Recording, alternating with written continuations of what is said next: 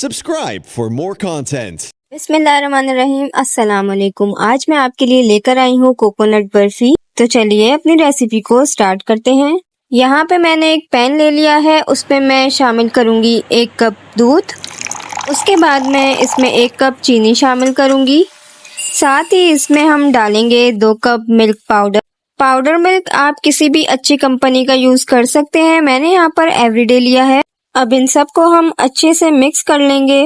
अभी तक मैंने फ्लेम ऑन नहीं किया है। इसमें जो हमने गरम दूध लिया था वो इसलिए लिया था क्योंकि हमने जो इसमें पाउडर मिल्क डाला था वो अच्छी तरह से घुल जाए। इसको इतना मिक्स करना है कि इसमें गुठलियाँ ना रहें ज़रा सी भी। अब मैंने फ्लेम ऑन कर लिया है। इसको हमने मीडियम फ्लेम पे पकाना है। इसमें हमने मुसलसल चम्मच चलाते रहना है। पहले चीनी पिघलेगी और ये रनी सा हो जाएगा। उसके बाद ये थिक होना शुरू हो जाएगा। ये हल्के हल्के थिक होना स्टार्ट हो जाएगा, खोया सा बनने लगेगा, तब तक हमने चम्मच चलाते रहना है।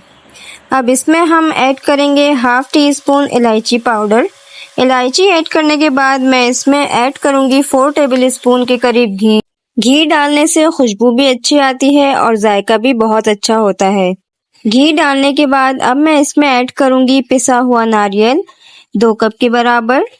घी जब मेल्ट हो जाएगा उसके बाद आपने इसको ऐड कर लेना है। अब इसको हमने तब तक पकाना है जब तक ये थिक होके इस शक्ल में ना आ जाए।